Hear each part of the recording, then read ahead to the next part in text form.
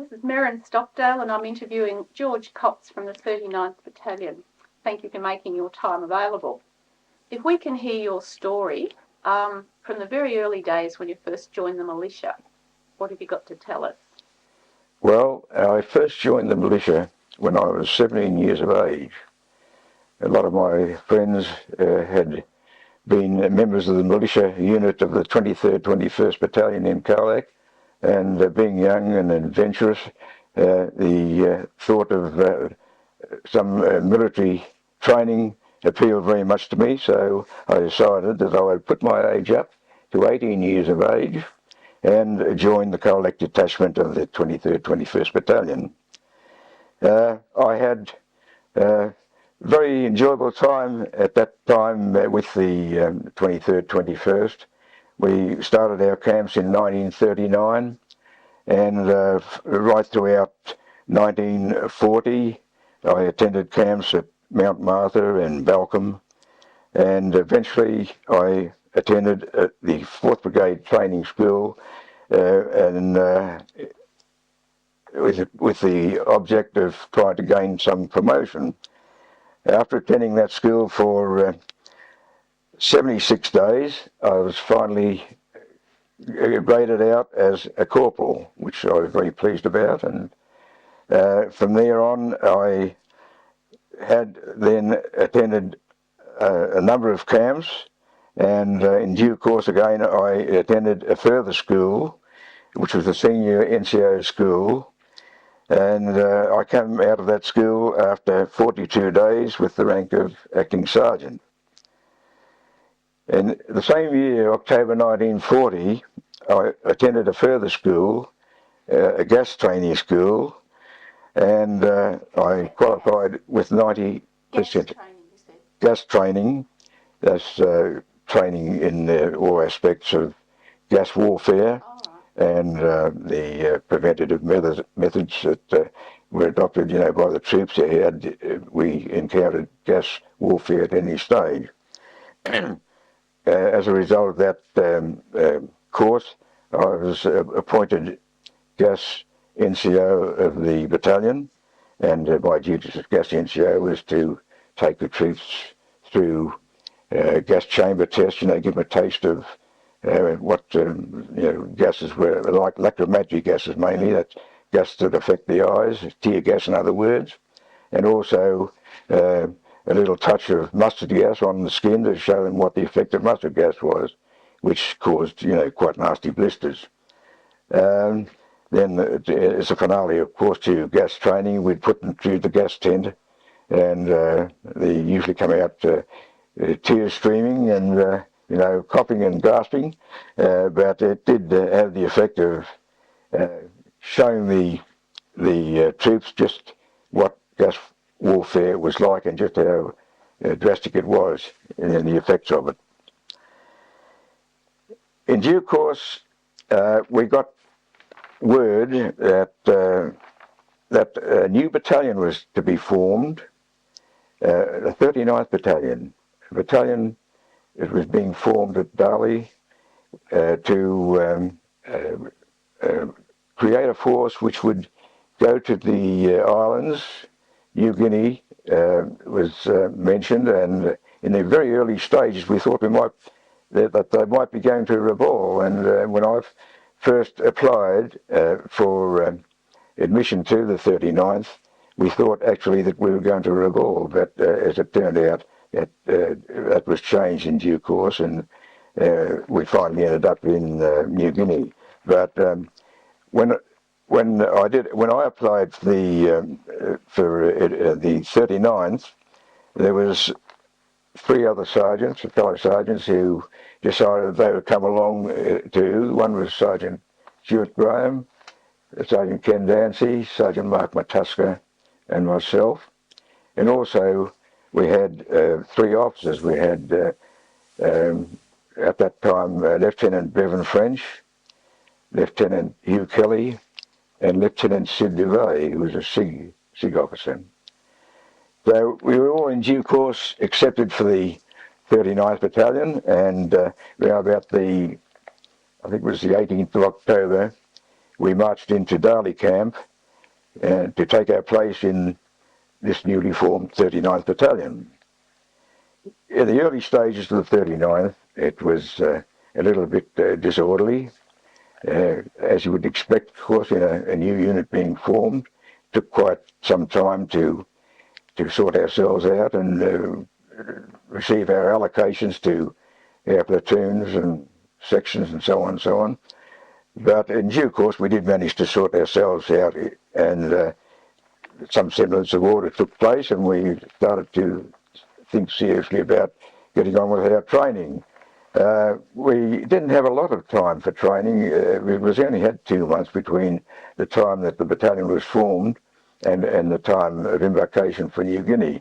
But we did manage to fit in, a reasonable amount of training, and among other things, we did have one large tactical exercise, the Battle of Korangamite, which lasted for 3 days. The Battle of Korangamite involved a number of other units, and the 39th Battalion, we acted in a defensive role. Among other things, we had a little assistance from the Air Force, who, on one occasion when we were situated between Rokewood and Cressy, or just on the outskirts of Cressy, the Air Force sent over a plane and they flower bombed us.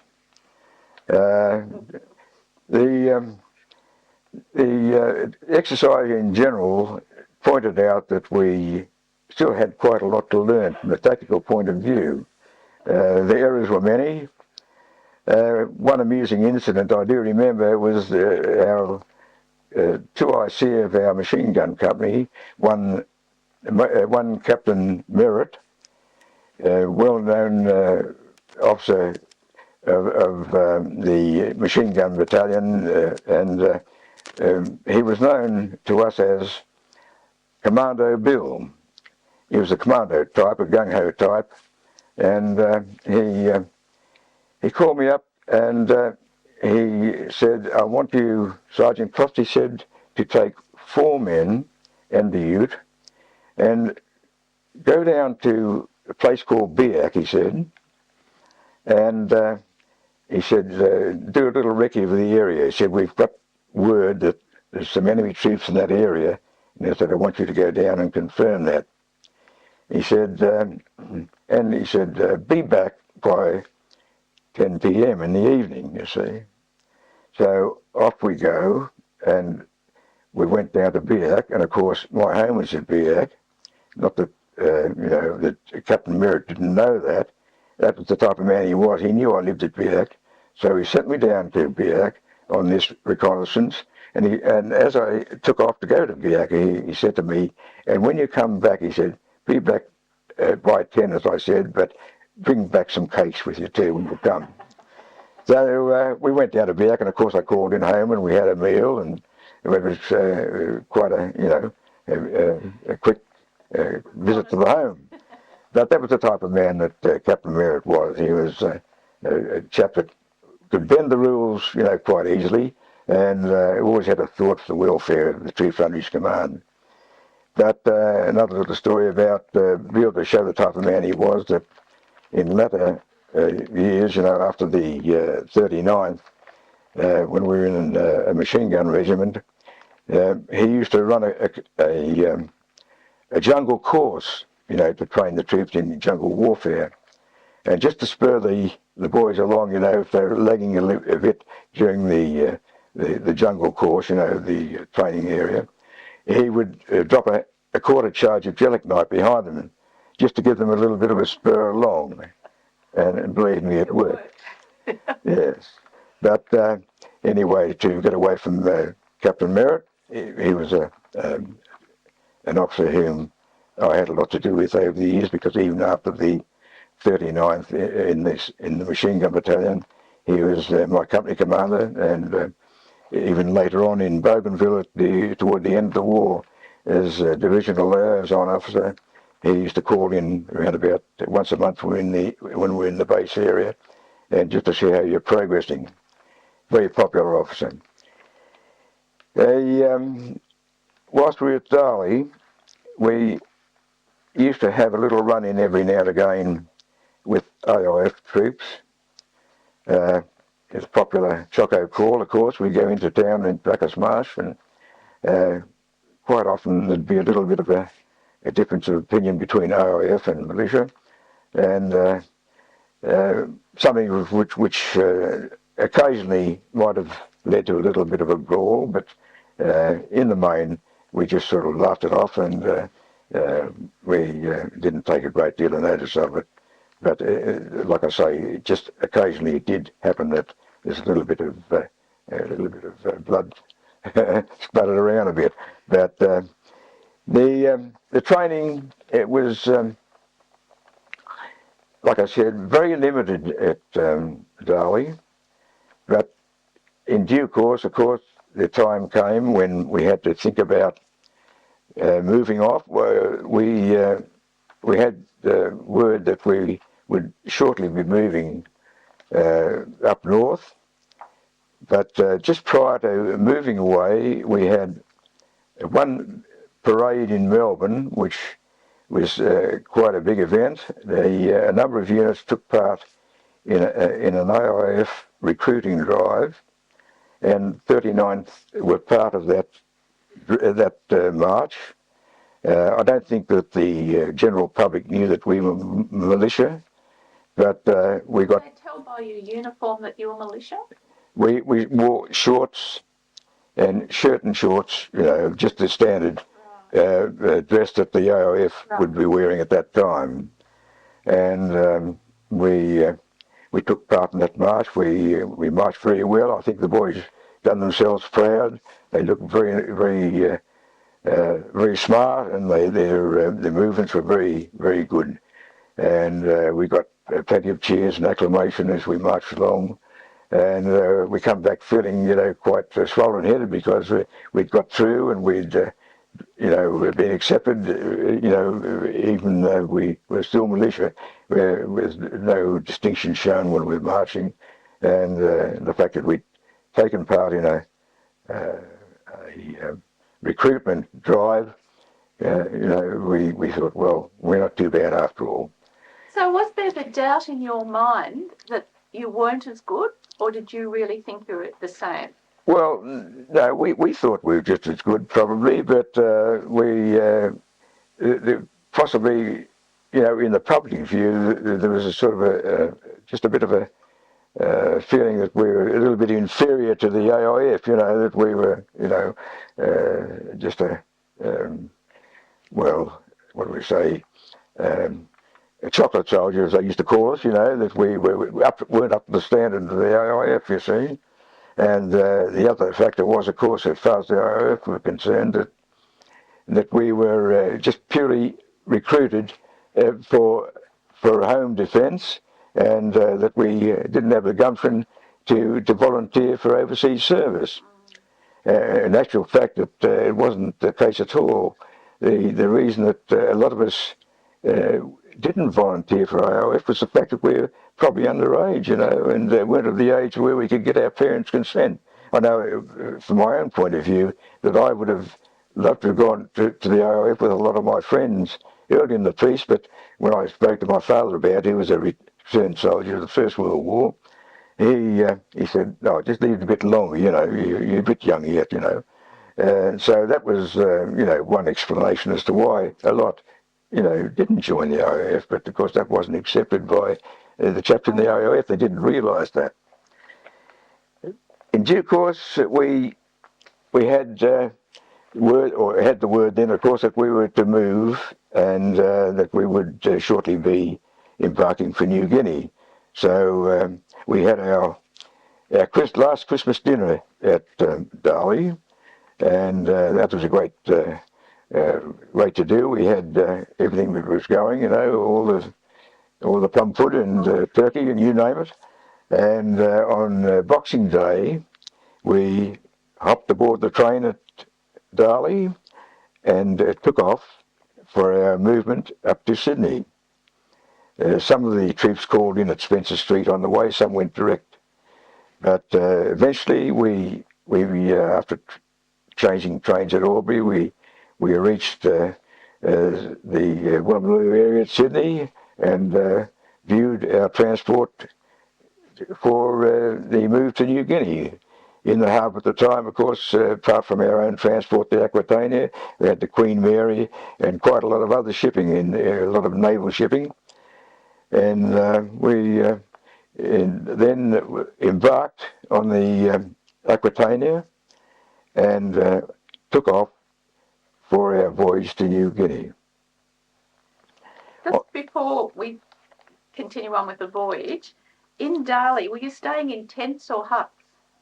No, we were in tents, in huts, as you were. We were in huts in Darley, all huts there. And no, we're pretty well set up there because the AOF had recruits for AOF were trained at Darley as well prior to our move there. And no, it was all huts. Yeah, all huts. And you talked about your Christmas dinner and the Christmas meal. What sort of Christmas gifts would you have at that stage? What sort of gift would you give to somebody about to go to war, for example? Well, I don't. We got much in the way of gifts, to be perfectly honest. I don't recall anything. From home? No, not from home. Just we only had a short leave for home before we did leave. It was only a matter of a few days. I think before I left, that my gift, my dad and mum gave me a diary. That was the gift I got before I left. Did you keep that with you? I took it with me, yes, but I'm not a good diary keeper. In the first place, we weren't supposed to have diaries because the powers of brief felt that if we had a diary and you happened to be captured or hit, that might be information might be useful to the enemy in it, you see. So for that reason, we weren't supposed to have them. I did keep a diary up to the time that we reached Isarava, and then I never entered anything after that. But mine was more personal entries than anything else, and just perhaps a little record of the move up the track and certain things we've done, in our Port Moresby area where we moved to certain positions and a number of air raids and things like that. Did the diary come home with you, or were you able to send it home, or did you lose it? I sent it back after the track, after I come out from the track, yes. And I sent it back to my parents and it gave them some idea where we'd been. Yeah. Oh, good. Mm. We heard a batman story before about the boots when you were batman. Was that before you left for New Guinea? Oh yes, that was in my first camp in militia days. That was well before I joined the 39th, of course.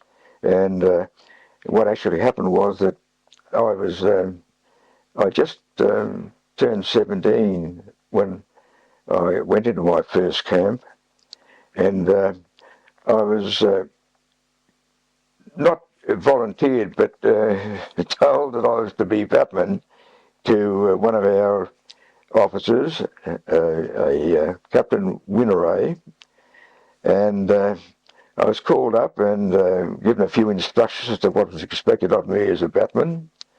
I had to bring in the morning cup of tea, of course, and evening cup of tea. But among other things, on my first day there, the captain called me up and he had a brand new pair of boots.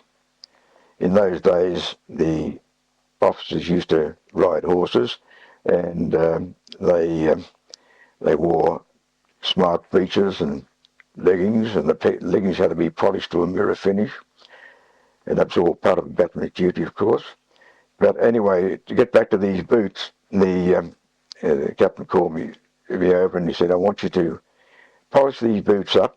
He said, and I want you to, use the burnt nugget on them. I said, you know how to burn the nugget for the boots? I said, oh yes, sir, yes. And not prepared to let him know that I was ignorant of what should be done. So to find out what I should do, I contacted one of the other batmen, and I said, how do you burn this nugget, for the boots?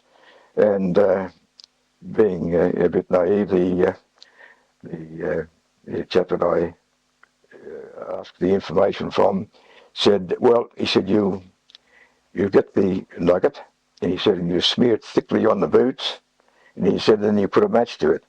He said, and that burns the nugget into the boots.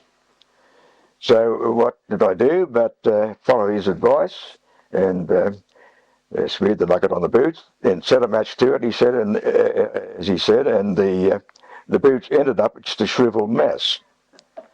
The result was, of course, that I finished my duties very smartly as a batman. I got the sack that same day. Did you have to pay for the boots? No. No. No, I didn't. I couldn't afford to pay for the boots anyway. Yes.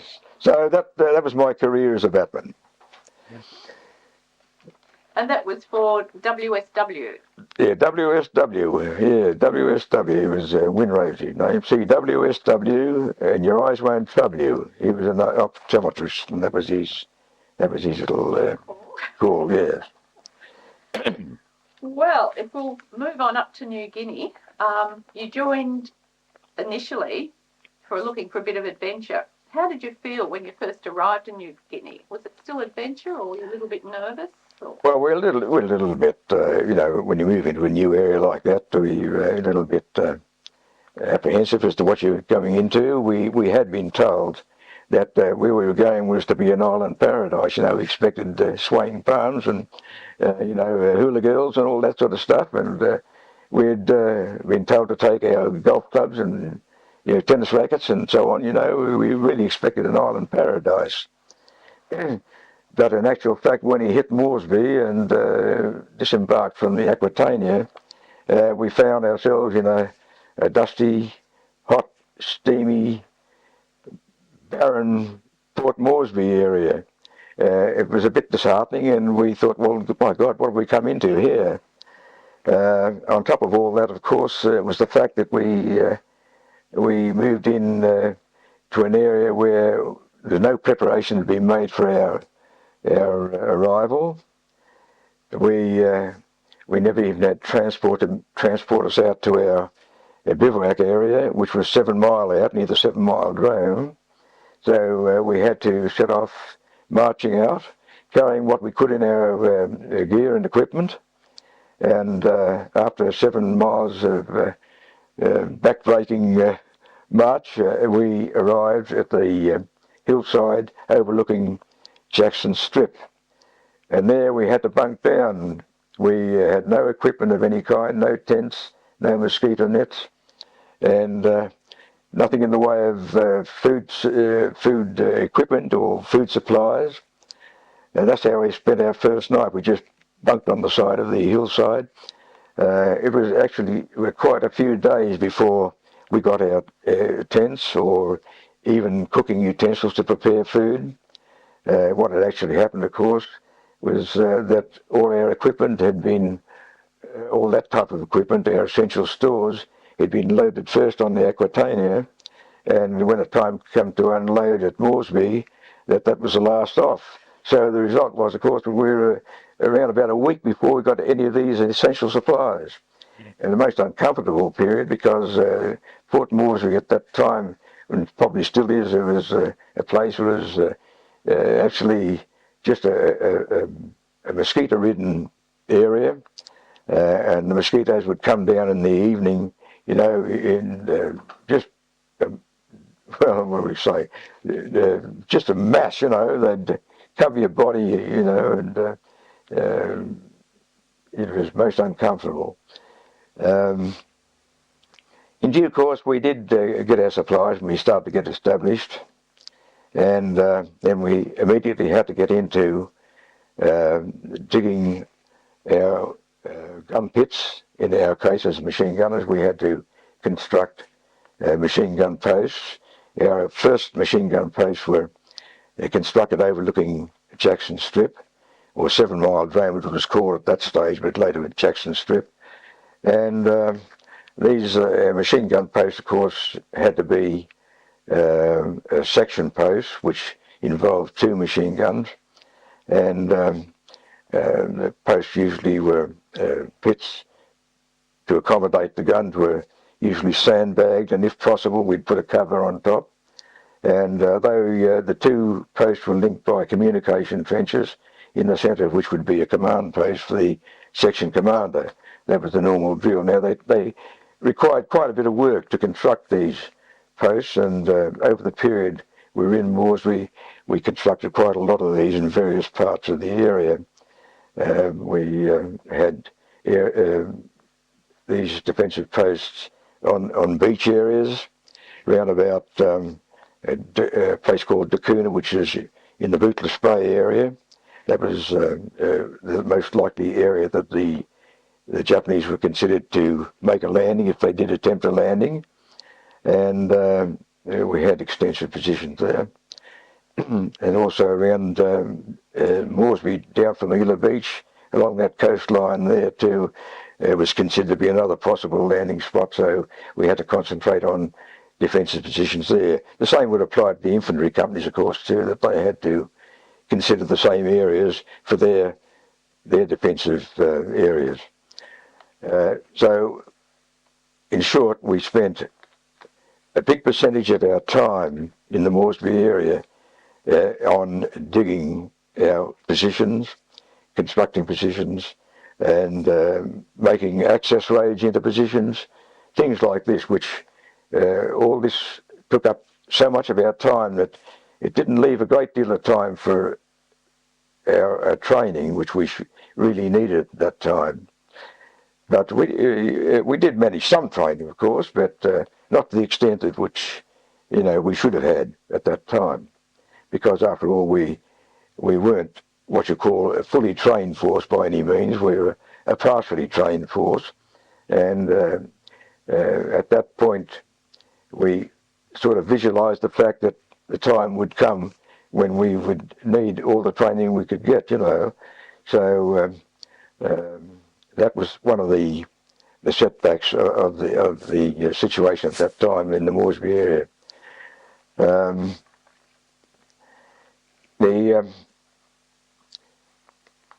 The area became one of great concern because we had Japanese landings further up the coast, and up around Lane, Salamar, and those parts of all had fallen, and it became very evident then that we were going to be, you know, or possibly would be the front line, you know, of the Australian defence, you know, in a very short time, and that proved to be the case when the time came of the Japanese landing at Gona and Buna, and that started another phase in operations then, when we had to send a company forward. A company was ordered forward to the Gona Buna area under Captain Templeton. They sent up B Company, and B Company after a period arrived in that area, and by the time, of course, that they got up there... Did they walk there, or did they go by boat? No, they walked the track, and it took them somewhere about, I just can't remember the exact number of days now, but somewhere about overall around about a fortnight to get there, because they had to, you know, concentrate on getting supplies through, you know, to keep them, you know, supplied on the way up, and when they got there, and all this took time at that stage because it was, you know, it was just a more or less just a native track. There was no regular traffic on it other than native traffic, and they had to negotiate the track for a start and arrange for supplies to follow them up. Some of the supplies were sent by launch around the coast to be there when they got to Gona and Buna. I think Sergeant Collier was in charge of that particular vessel that was to bring in those supplies, and that's another story, but he had quite an eventful trip on that particular voyage of that craft. By the time the B Company had reached Kokoda, the Japanese shortly after landed at Gona and Buna, or in the Buna area mainly, and the B Company then were forced, of course, to try and hold the Japanese after they landed. They had a small force forward of Kokoda, a couple of platoons, and part of the PIB, and they then struck the vanguard of the Japanese forces after they landed, when they made for Kokoda, to more sort of reconnaissance force, I would say, just check out and see what was ahead of them. And our B Company and the PIB then made their first contact with the Japanese at that point. During this time, you're still at Moresby, are you? No, we're still at Moresby at that time, yes. We then knew, of course, that we would have to move up north. The main body of the battalion would have to move north, and the battalion then, a number of companies then had word that they were to move forward up the track to Kokoda. Or prior to this, we had sent one platoon of C Company by air. They were hoping to send the remainder of the battalion by air, if possible. But in the meantime, of course, the Japanese had got to Kokoda first, and they controlled the drone, or they would most likely control the drone, and that we'd not be able to land for it. When the word came, of course, that we were to move up top, there was quite a lot of action had to take place in the units. Just prior to this, of course, we had the MacDooey event when the MacDooey was bombed, and unfortunately we had a loss of life there involving, in our particular case, in our company, two of our popular members of our company, in Lieutenant Ted Money and Sergeant Ron Stewart, both of whom were very badly burnt in the on the MacDooey when the Japanese bombed it the first time. And as a result of their wounds, both of these men, they died, and we had to bury them at the Bumana War Cemetery. They were possibly some of the first men. They were or two of the first men buried at Bumana Cemetery. When Lieutenant Money passed away, of course, it left a vacancy as platoon commander of his platoon, and I had to take over his platoon as acting platoon commander just prior to the move up top. And this was something that caused me a little bit of concern at the time, because I felt that I didn't have the experience to be moving up, possibly into action as an inexperienced platoon commander, and it looked very much as though that would happen. But fortunately, at the last minute, as a matter of fact, the day we were due to move out, we had word the previous day that we were to move to the drome and we would be moved up by air. But as I stated earlier, that was changed due to the fact that the Japanese were close to the drome, and they weren't prepared to risk landing troops on the drome. So the next day, of course, we got word that we were to walk the track. And just at that time, we got an IIF reinforcement officer come in, and that was Lieutenant Hugh Dalby. he took over the platoon. That was a great relief for me, I must say, because as I, you know, I was very concerned about that at that time. Your concerns were mainly as being a platoon commander, rather than concerned about going up the track and what. No, I wasn't the track. I wasn't concerned about the track. It was just the fact that I was a bit concerned going as acting platoon commander, you see, because you know, inexperience, and you're in charge of, you know, a platoon of men. You've got a great responsibility, and the thing that concerned me is I didn't want to, you know, be in a position where I was incompetent to do that, you know, and let the men down. Because when it's all said and done, a leader's concerned, whether it be a junior leader or a senior leader, is the you know, the welfare of your men, and they rely on your decisions and actions, you know, to you know, that's what you're there for, you know. You're there to command. So that's how you felt when you started out then. You were very relieved. Excuse me. Did you get much help from Delby or from any of Delby, wasn't it? Oh, Delby, yes. Oh, yes, we always had help. Right throughout my career with the 39th, we always had help, great assistance from the officers.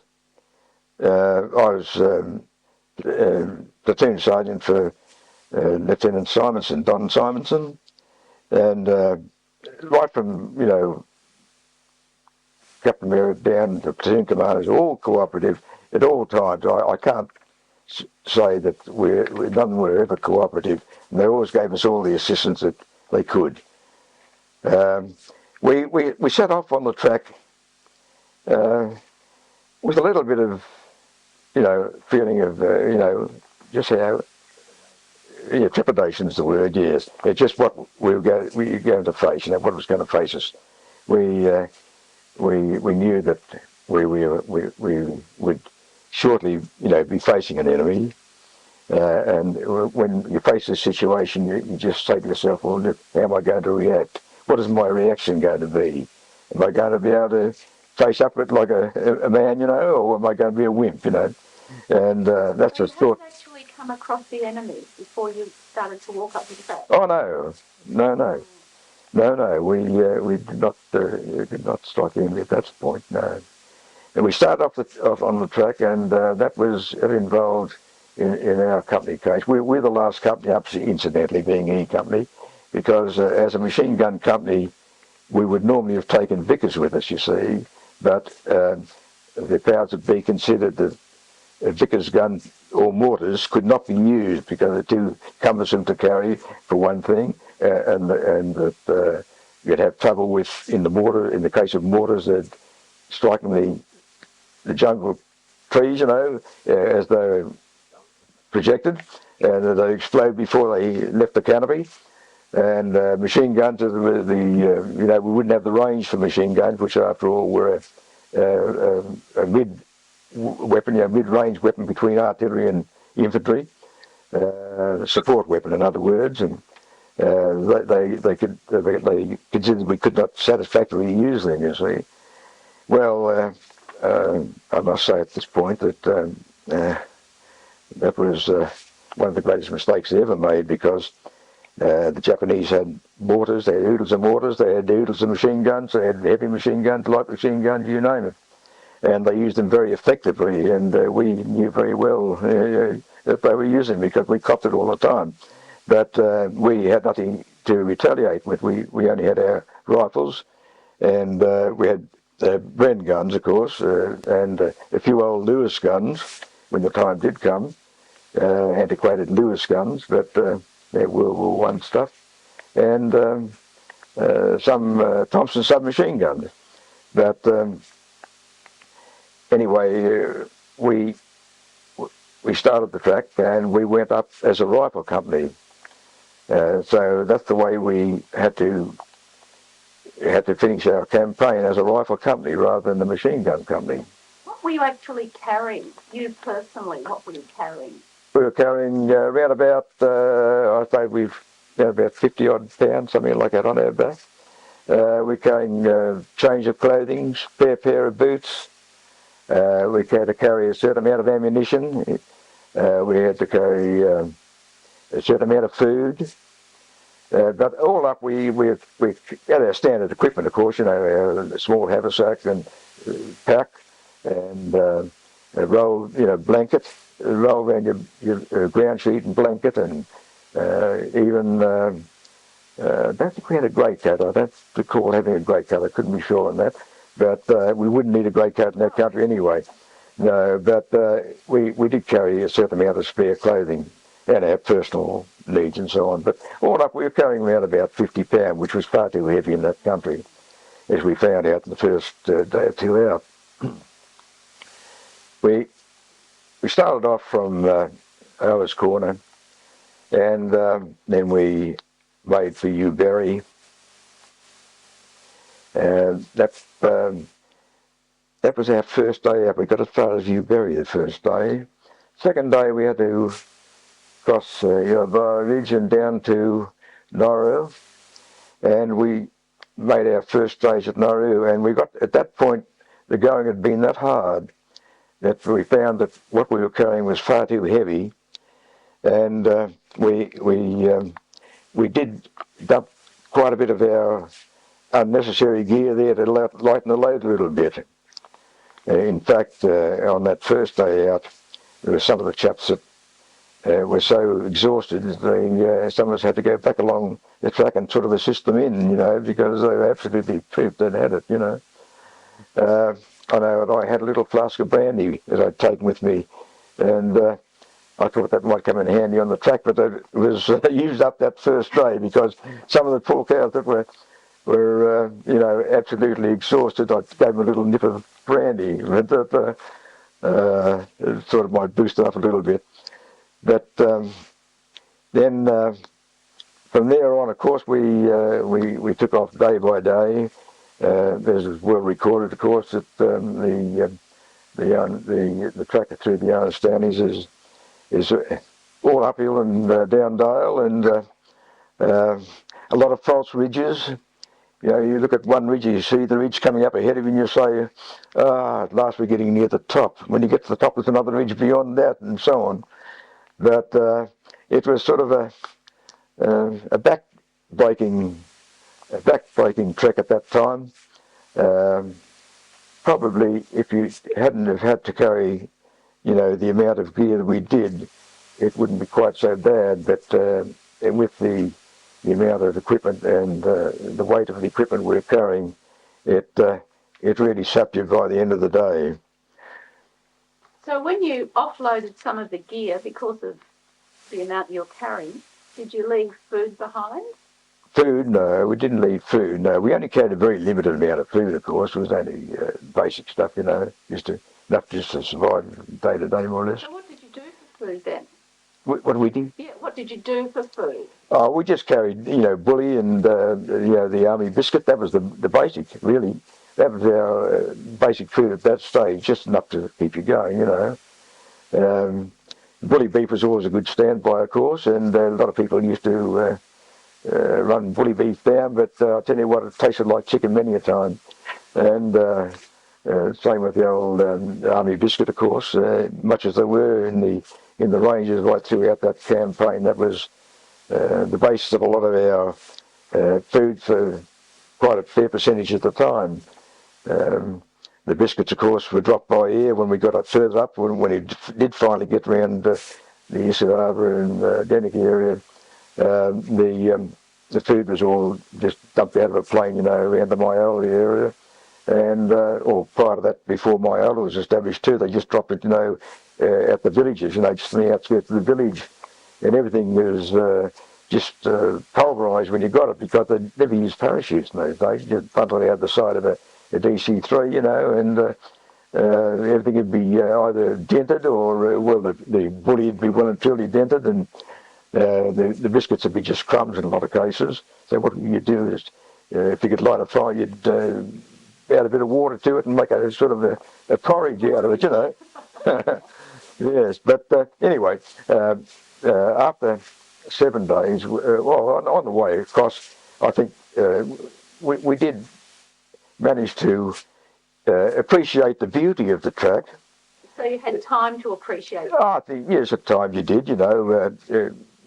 Well, after you had a bit of a spell for a while and you got your senses back, you did appreciate the real beauty of the place. Kagi in particular sticks in my mind. I remember the climb from Efogi up to Kagi is a very steep one. I don't know what the track was in the latter years, you know, if anybody walked it after. But in our day, it was an extremely steep climb from Efogi up to Kagi. And when you got to Kagi, of course, that was about the highest village on the track going across. And very cold in the evening, and in fact when we got there we had to scrounge a few extra blankets to try and keep warm. It was that cold. But when you woke up in the morning, you look back and you're looking down on the clouds, you know, and it was a beautiful, beautiful view from the scenic point of view, and something that I personally, anyway, never, appreciated and never forgot really. We had a few things to contend with on the track, of course, in the way of leeches were a common problem throughout the track. You know, you wade through the streams and through the jungle itself, the moss-covered floor and things like that, and leeches were pretty prevalent, and you'd quite often pick up leeches, and next thing you know, you get a bit of a niche on the leg, and look down and be a great bloated leech on your leg, you know. So what you do is dab the end of a cigarette on and burn them off that way, you know. There were other things on the track that were a little bit of a problem. Well, not so much going up, but they experienced it more later on in the campaign, and that was the scrub tick, which caused a complaint called scrub typhus. Scrub typhus could be fatal and was fatal in a number of cases. So we had things like this to contend with as far as the country was concerned. The country you're going through, did you see much wildlife? Not a lot, no, not a lot of wildlife at all. Bird life, yes, was quite a bit of bird life. And on occasions I spotted bird of paradise. Yeah, but we didn't see a lot of bird life, strangely enough. Although I believe there's a lot of bird life in there, you know, in the jungle area there. We had a little problem early in the piece when the track was, in the early days of the track, when it was, a small number of troops had crossed it, with tree roots, you know, from the jungle itself. The tree roots up on, sticking out of the ground, you know, you'd find yourself tipping on those and falling flat on your face now and again, in among the mud, of course, because the constant rain you got up there from about 3 o'clock in the afternoon on, most of the evening. The track soon became churned up with the troops marching over it, and that was always a bit of a slip and slide, you know. Take one step forward and two back, sort of. The other thing that we struck now and again was little depressions, you know, on the side of the track, moss covered, you know, and little sort of peat, and you sink into it, you know. You walk along, the next thing you go down a couple of feet, you know, in these little pits. But that's typical, of course, of rainforests. Eventually we reached Isarava. The village itself is where E Company, my company, when we first hit Isarava, we settled in at Isarava at the village itself. Now, E Company were held in reserve at that stage. In the meantime, we had the Kokoda incident with A Company. We had one company at Deniki, and at that stage, then of course, A Company and the few troops that were with them at Kokoda had to withdraw from Kokoda back to Deniki, and they then attempted to reoccupy Kokoda with a 3-company attack, which is well recorded. That, of course, failed as a tactical manoeuvre, and the Japs were then expected to attack Deniki, and at that point, E Company, our company, were called up. We had to march up in the late afternoon. We got there just on dark into Deniki, and the Japanese attacked around about 10 o'clock the next morning, and the main force of the attack was on our company. So we got a very early baptism of fire at Deniki. That was our baptism of fire. It was also my baptism of fire too, because at the time when the attack took place, or when it commenced, I was cutting grenades up to the various platoons, taking up an issue of grenades to each of the platoons. And I just approached Simonson's platoon with a load of grenades, and all hell broke loose. And I reckon every bullet and every mortar that was falling all had my name on it. So I hit the ground, and with an awful feeling in the belly, and I thought, my God, what have I stuck here, you know? But anyway, I started to sort myself out, and woke up to myself and got on with the job. But I can tell you that first feeling you get when you first strike action is a bit hard to explain. It's not a very nice feeling. You just wonder, just how you're going to stand up with this sort of business, But anyway, you overcome it, and as time goes by, of course, you become more accustomed to it. I don't think you ever really become fully accustomed to the horror of warfare itself.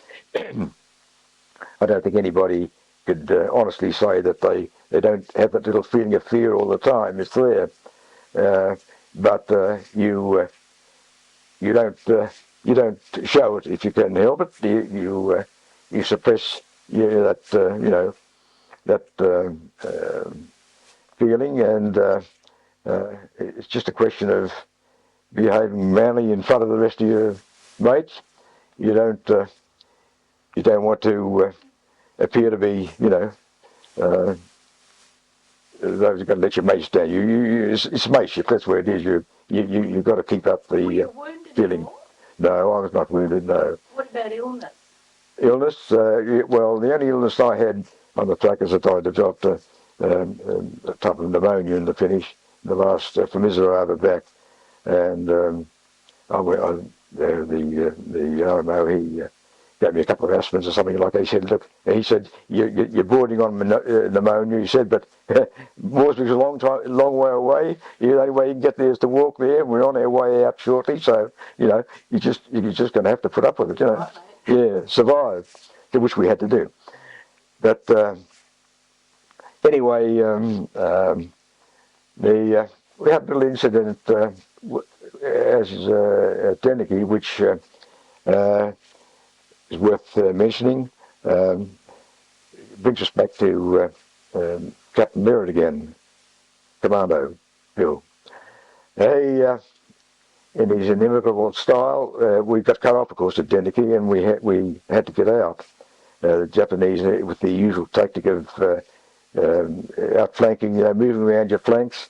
They always move around your flanks. When you made contact, they engage you on your front, then they sent flanking movements around one left and right flank, with the object of cutting you off, of course. And that was the favourite manoeuvre of theirs, favourite tactic. We knew we had to get out, of course, and the word comes through that we were to withdraw to what was first allowed. We had to. The word was we would withdraw to Alola, which was back a bit further from Miserava. And we had a pile of grenades left, of course, at our company headquarters, which was only a few yards behind our troops. It sounds a long way back to company headquarters, doesn't it? But we were well within the firing range there. Anyway, we had this pile of grenades, probably about 100 grenades or so, you know. So Captain Merritt, he said, well, look, we've got to do something about this. We can't cart them out. We took all we could cart with us. So he said, what I'll do, he said, we'll pile them up. And he said, I'll partly withdraw the pin. I don't know where he got a bit of twine from, or something, a string or other, but he had something in that line. And he said, we'll hook this onto the pin, partly withdrawn pin. He said, now you and Cactus Jones, Cole Jones, and myself, we both had Thompson guns. And he said, you cover me, he said, and we said, I'll give the pin a yank. And we've got 3 seconds, he said, before they go. He said, and there's a great big tree, big tree falling not far away. He said, we'll make behind that tree, he said, until the explosion takes place, and we're off, you see. So, anyway, there you go. And he said, you're right, yes, okay. And in the meantime, we look up, and there's a dukey, chap setting up a dukey around about, 75 yards away. And how they didn't see us, I'll never know, because we were right. He said, right.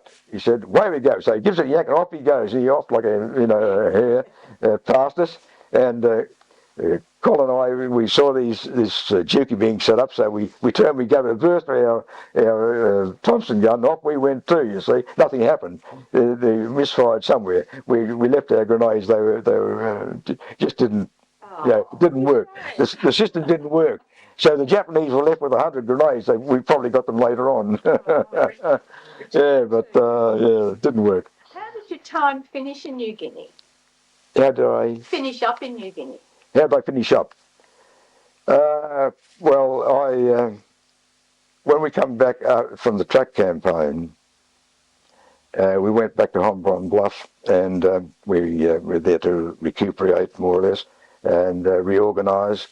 We'd lost quite a lot of men, of course, and we had to reinforce in due course. And they changed the establishment of the battalion. They went from what was the old militia establishment, which had an E company or a machine gun company, and they went to the tropical establishment, which eliminated the machine gun company and left us with one machine gun platoon. And in view of the fact that the threat was still on from a Japanese invasion of Moresby, even though the Coral had turned it back and so on, they decided that they would hurriedly form a machine gun battalion out of all the machine guns that were left over from the new establishment, from the 49th, 53rd and 39th battalions. And they decided to form what was firstly to be the New Guinea Force Machine Gun Battalion. And that was formed in November of 1942. The result was that all the surplus machine gunners were transferred out to form that battalion. It later became the 7th Machine Gun Battalion. It was only known as the New Guinea Force Machine Gun Battalion for a very short period, only a matter of a couple of weeks. And that became 7th Machine Gun Battalion AIF. It was all AIF chaps in it.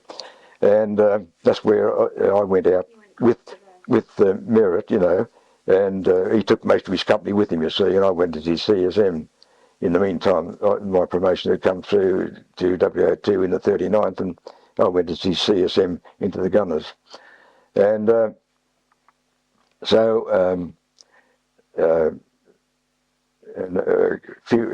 3 months later, I became RSM of the Machine Gun Battalion, and that lasted about the same period of time as the 39th, about 20 months, and then that was disbanded as well. Then I finished up, just a short stint on headquarters first corps for a couple of months, and I had to get out. That drove me out the wall there, so I applied for another posting, and I was posted back to the 9th Battalion, the Queensland Infantry Unit, and we went back to Madang and Alexis up, and I finished up in the Solomons. And I was with the 9th Battalion for about 19 months. And I was there when the war finished. So if we take it that the war has finished, we can now look back on the war. What do you think is important for future generations to know about? Well, think about? Well, I think future. Well, I've made a little bit of a note. What we should think about, we must endeavour to ensure that the history of the New Guinea campaign is taught in our schools, and so that I was taught in our schools in the future, so that the people of Australia never forget those who left all that was dear to them, endured dangers and hardships, and sacrificed their lives to protect the country and preserve the way of life that we enjoy today. They certainly do. That's what I feel about that. Well, it looks like time's just about up. Yeah. So, on behalf of that Mud Between Your Toes project and the 39th Battalion, thanks very much for your time. You're welcome. Yeah.